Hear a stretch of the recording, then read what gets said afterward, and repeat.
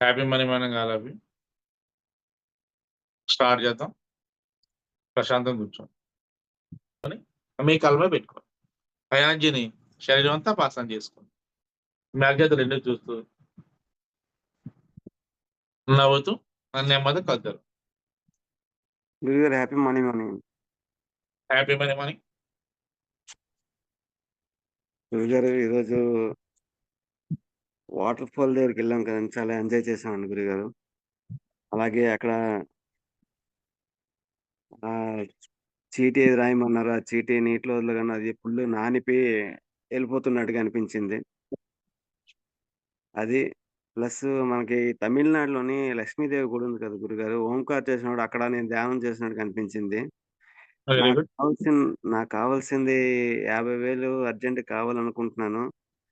ఒక 500 కట్టలాగా నా ఒళ్ళో పడినట్టుగా అనిపించింది గురుగారు. కంగ్రాచులేషన్. అయితే వస్తాయి మీకు. చాలా ఎక్సలెంట్‌గా ఈరోజు అనిపించింది. 50,000 అర్జెంట్ కావాలనుకున్నాను. అర్జెంట్‌గా అది నా ఒళ్ళో పడినట్టుగా అనిపించింది. ఈరోజైతే మాత్రం చాలా ఒళ్ళంతా తేలికగుండి చాలా హ్యాపీగా ఉంది గురుగారు. ఆ 50,000తో నాకు అన్ని సమస్యలు క్లియర్ అయినట్టుగా అనిపించింది. ప్లస్ మన దుర్గమ్మ గుడి దగ్గర వీళ్ళుంటారు చూసారా? ఇజ్రాయెల్ అంటారండి. వాళ్ళందరూ ఉన్నట్టుగా అనిపించిందండి. వాళ్ళందరూ నాకు వెరీ గుడ్. కనపడ్డారన్నమాట. ఓకే. అలాగే థ్యాంక్ యూ.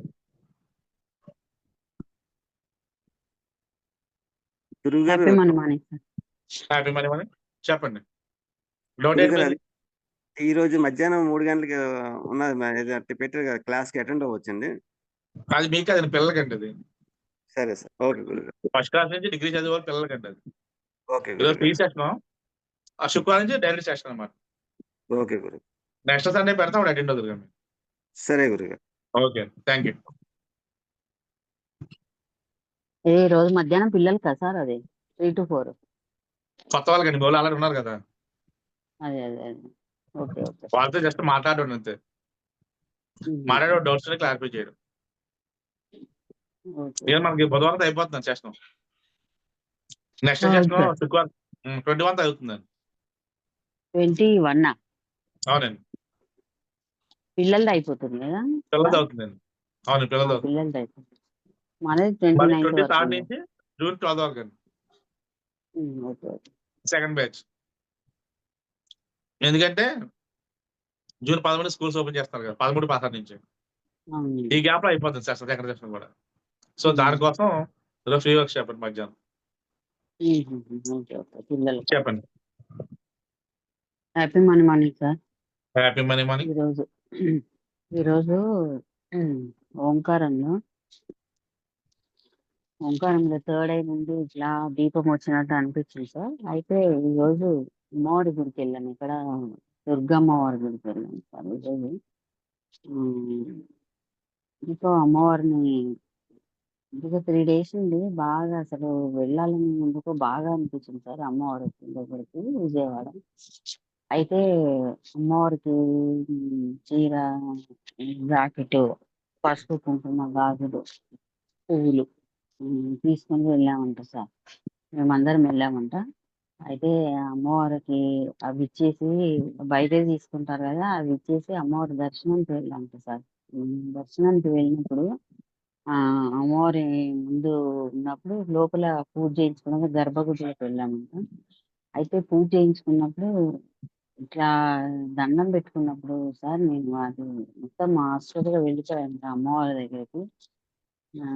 వెళ్ళిపోయేసి అమ్మవారి ఊళ్ళో తల పెట్టుకున్నాను సార్. తల పెట్టుకొని ఒక కాళ్ళకి దండం పెట్టుకొని అసలు మొత్తము బాగా అసలు దుఃఖం అంట సార్. మనసులో ఉన్న బాధ మొత్తం అమ్మవారి కాళ్ళ.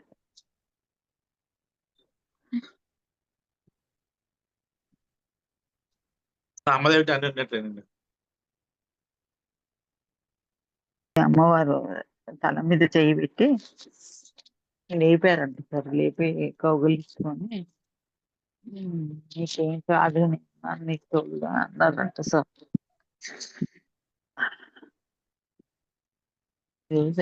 మెడిటేషన్ లో కూడా అసలు కళ్ళు నిజంగా అమ్మవారి దగ్గరికి వెళ్ళినట్టు కళ్ళలో నీళ్లు కారిపోయేది సార్ ఇవాళ ఎందుకో. మొత్తం నాలో ఉన్న బాధ మొత్తం వెళ్ళిపోయి చాలా తేలిక అయిపోయానండి సార్ ఈరోజు. ఈరోజు క్షమాపణలు మా వారికిను, పిల్లలకి, మా అమ్మవారికి కూడా చెప్పుకున్నాను సార్. గురువు గారికి కూడా చెప్పుకున్నాను. నాకు మనీ ఇచ్చే వాళ్ళకి కూడా బ్లెస్సింగ్ ఇచ్చాను. కృతజ్ఞతలు ఇచ్చాను సార్. పితృదేవతలు, ముక్కోటి దేవతలు కూడా ఈరోజు చాలా బ్లెస్సింగ్స్ ఇచ్చారు సార్ నాకు. నువ్వేమి బాధపడద్దు, నీ అన్ని తొలగిపోతాయి, చాలా బయటపడతావు అన్నట్టు ఇచ్చారు సార్. మనీ కౌంటింగ్ లో కూడా అమ్మవారు అమ్మవారు ఎప్పుడు గద్దె మీద కూర్చొని ఉంటారు సార్. మాకు ఆ ప్లేస్ కూడా నేను ఎప్పుడు ఖాళీగా ఉంచుతాను సార్. అక్కడ కుంకుమని ఒకటే ఉంచుతాను.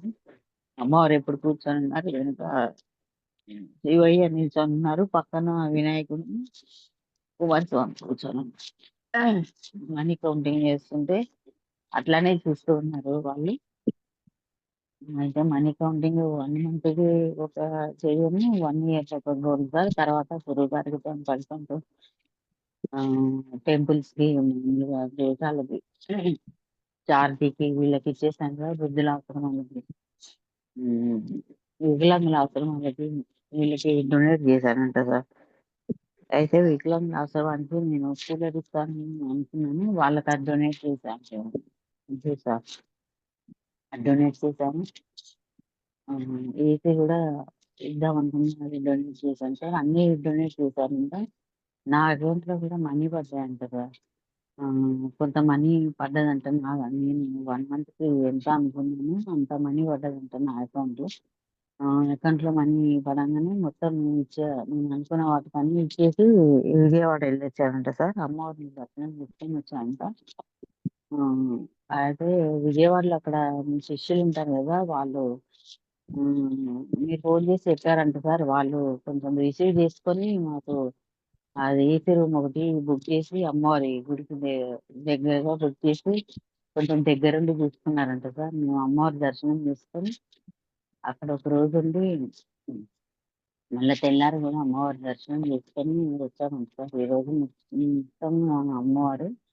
అయితే నాకు మనీ కౌంటింగ్ చేసినప్పుడు ఈ శివయ్య వీళ్ళు వచ్చిన తర్వాత వెనక రాముల వారిని, సీతమ్మ వారు, లక్ష్మణ వారు, ఆంజనేయ స్వామి వెనక నిల్చొని దీవిస్తున్నట్టుగా అనిపించింది సార్ ఈరోజు. ఈరోజు మొత్తం అమ్మవారి అసలు వీళ్ళకి మనీ కౌంటింగ్ అయిపోయిన తర్వాత ఈరోజు మొత్తం విజయవాడ వెళ్ళి దర్శనం చేసుకున్నట్టు. అయితే సిద్దులగుట్టకెళ్ళి అక్కడ దర్శనం చేసుకొని శివయ్యకి అభిషేకం చేపించాను సార్. ప్రొద్దున్నే వెళ్ళి అక్కడ చాలా హ్యాపీ అనిపించింది సార్. ఈరోజు అమ్మవారి దగ్గరికి వెళ్తాం, అక్కడికి వెళ్తాం, అమ్మని దర్శనం, మా అమ్మని దర్శనం అనిపించింది. అమ్మ దీవెనలు, అమ్మ నాన్న దీవెనలు కూడా పైనుండి వీలుస్తున్నట్టు అనిపించింది. Thank you sir. Thank you so much sir. Thank you.